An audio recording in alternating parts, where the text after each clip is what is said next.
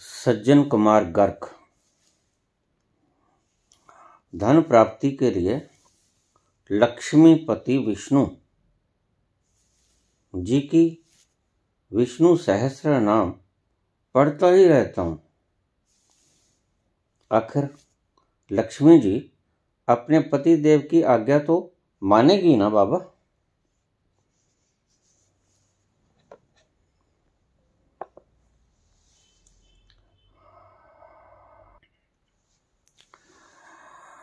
उस मलंग के पास क्या है?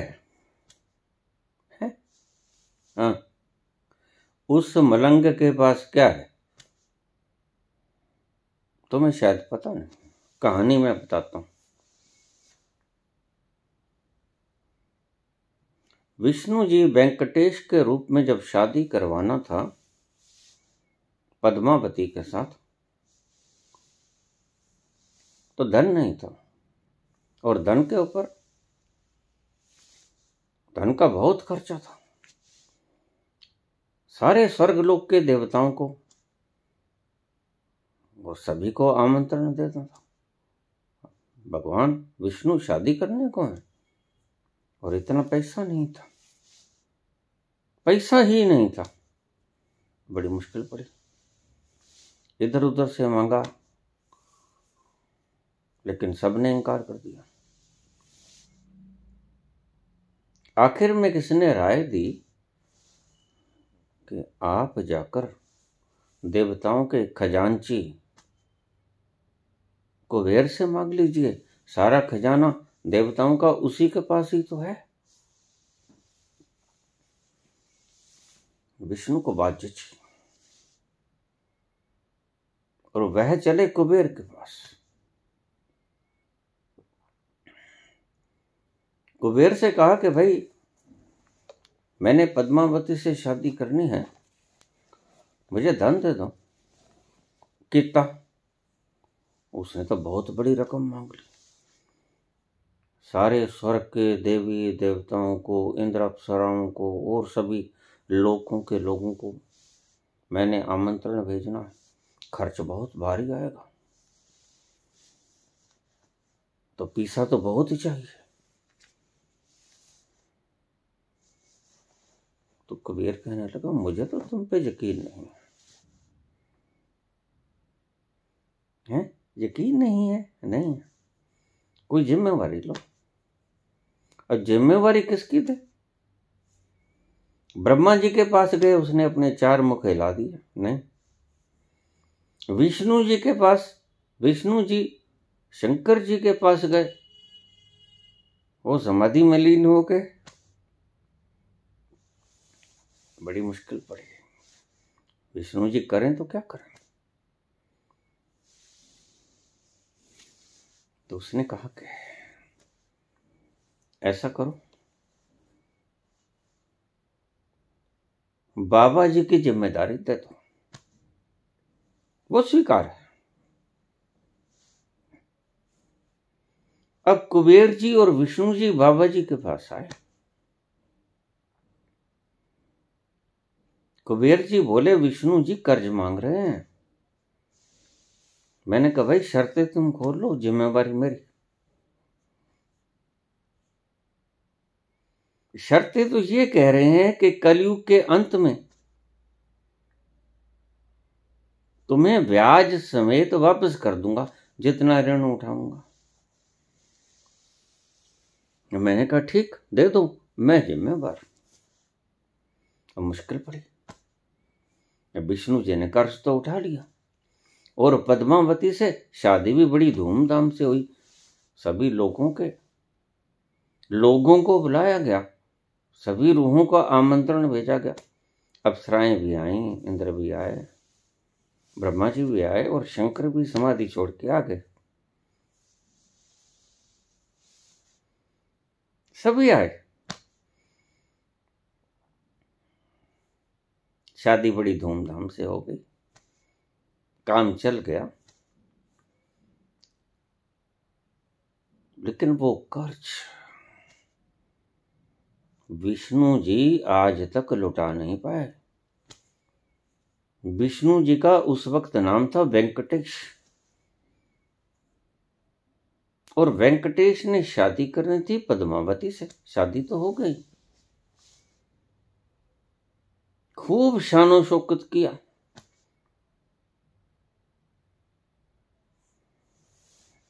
दिखावा भी बहुत हुआ, लेकिन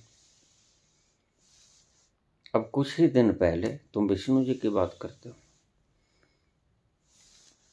मेरे पास कुबेर जी आए। मुझे कहने लगे बाबा आपकी जिम्मेदारी है, अब कलयुग तो खत्म होने की कगार पे है। 2138 में कलयुग समाप्त हो जाएगा, 20 अप्रैल 2138 को। अब कितने दिन रह गए? विष्णु जी महाराज ने कर्ज नहीं मोड़ा। मैंने कहा नहीं मोड़ा, कहते नहीं मोड़ा। मैंने भी सब खंगाल लिया, मेरी सभी विद्याएं फेल।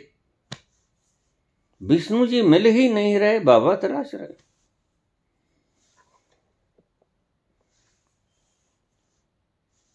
हंसो मत।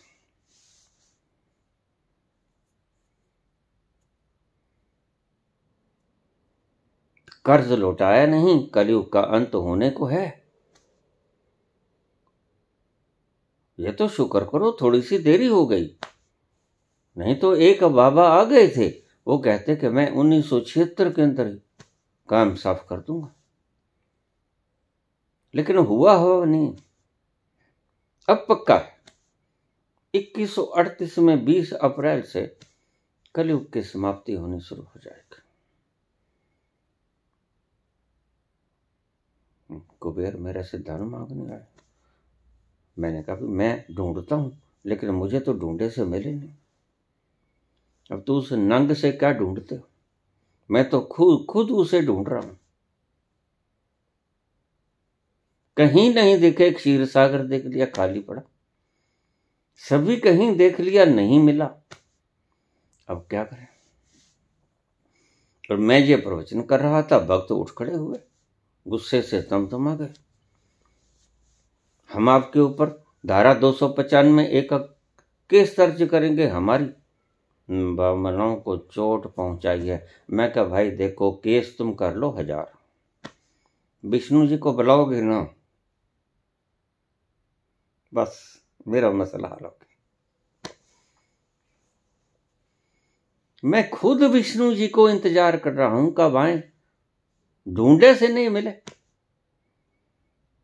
और तुम कहते हो कि धारा 295 बिल्कुल करो, सभी इकट्ठे होके करो, लेकिन विष्णु जी को बुलाओगे ना, मैं उस कचहरी में कहूंगा बुलाओ विष्णु जी को। ये कुबेर जी मेरी जान खाते हैं रोज आकर।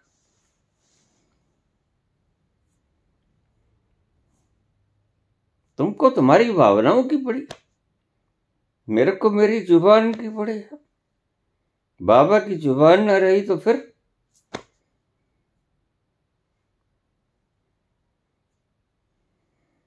सब टाइम टाइम फिस हो जाएगा। जुबान ही की तो बात है।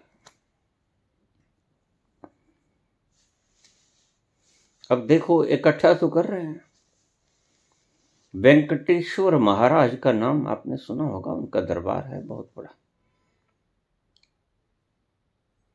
तो वेंकटेश्वर महाराज को कर्ज, ये बात आप अच्छी तरह से समझ लेना, वेंकटेश्वर महाराज को कर्ज मुक्त करने के लिए,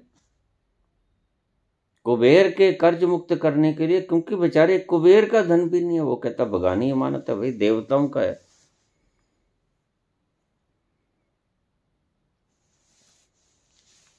तो वेंकटेश्वर महाराज को कर्ज मुक्त होने के लिए अपने भक्तों से दान मांगना पड़ रहा है। और उसके भक्त, वेंकटेश्वर महाराज जी के भक्त, मंदिर में सोना चांदी हीरे जवाहरात मोती माणक पन्ना पुखराज न जाने क्या क्या रोज भेंट करते हैं।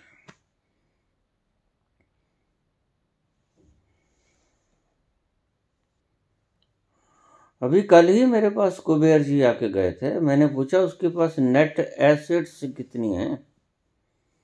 कहता जी एसेट्स बहुत कम है। तो मैंने सुना है कि उसके भगजन बहुत सोना चांदी हीरे मोती जवाहरात माणिक पुखराज नीलम बड़ा बड़ा धन देते हैं, और अभी भी एसेट्स कम है। हाँ 4200 एकड़ तो जमीन है सिर्फ।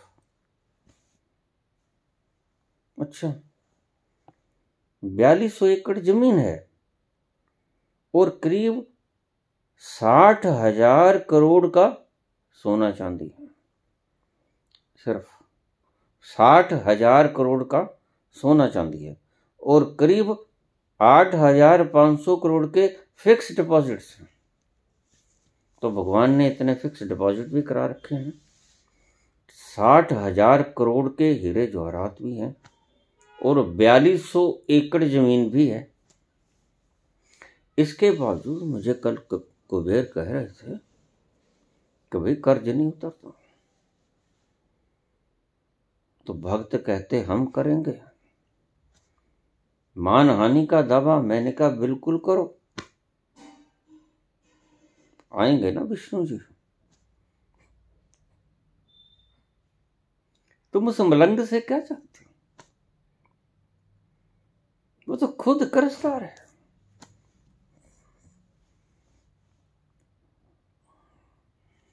उससे कोई अपेक्षा मत रखो।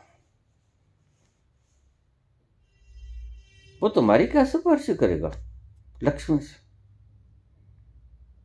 जो खुद ही मोहताज पाई पाई का। देखो आपकी मर्जी है। विष्णु सहस्त्र नाम का जाप करो, विष्णु लक्ष्य जप का जाप करो, मुझे इसमें क्या आपत्ति है। लेकिन यथार्थ मैंने बता दिया। अभी कुबेर कल ही आके गए। आगे तुम जानो, तुम्हारा काम जाना। मैंने तुम्हें सत्य बात बतला दी। ये है नेट एसेट्स उसकी। सब कुछ बेच बूझ के कुबेर कह रहे थे कि नहीं उतरता, आधा भी नहीं उतरता। तो कलयुग तो आने को है।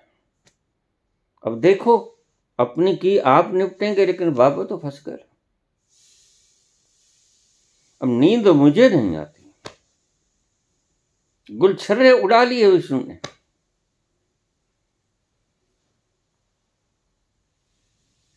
धन्यवाद। इसलिए मैं तुम्हें एक नसीहत देता हूं कि भाई जिम्मेदारी मत उठाना किसी की।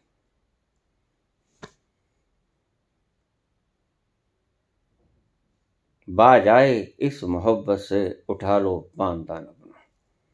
हम जिम्मेदारी फिर से नहीं उठाएंगे। धन्यवाद।